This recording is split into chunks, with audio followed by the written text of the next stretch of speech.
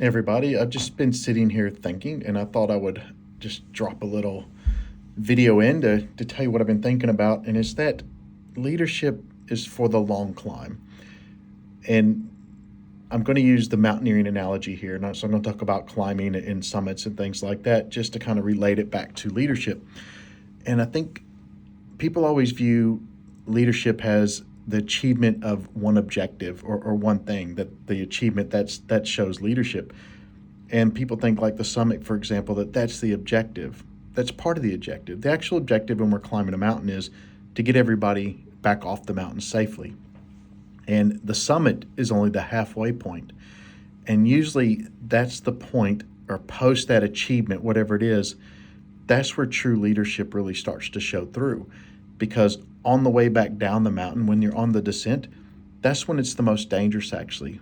Why? Because people are tired. It takes a lot of energy to reach whatever it is that you're trying to achieve.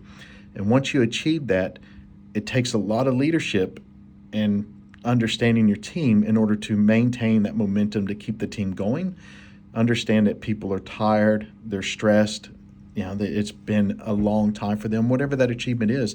I see too many people, they think of leadership as a day-to-day sprint, and that's really not the way to approach it.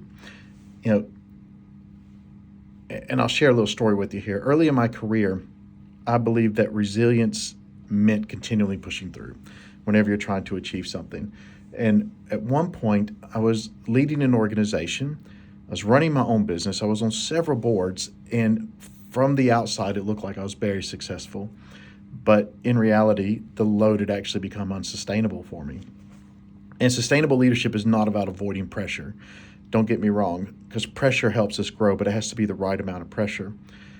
And good leadership is about recognizing how much pressure is productive and when it's not productive.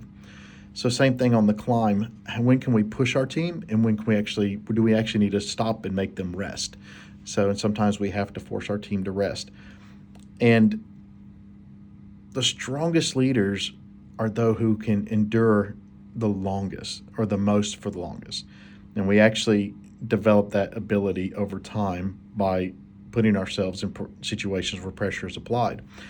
But it's remembering that it's not about that achievement, because once we achieve that one thing, we got to still keep leading. And it's going to be even harder to keep the team focused when they're tired after they've achieved something, to maintain momentum and things like that. So just think about that. Sometimes leadership is not about how quickly you climb or how quickly you get there. It's whether or not you can keep going. And that's the important bit, and that's where true leadership will shine through. Do you have what it takes to keep your team going?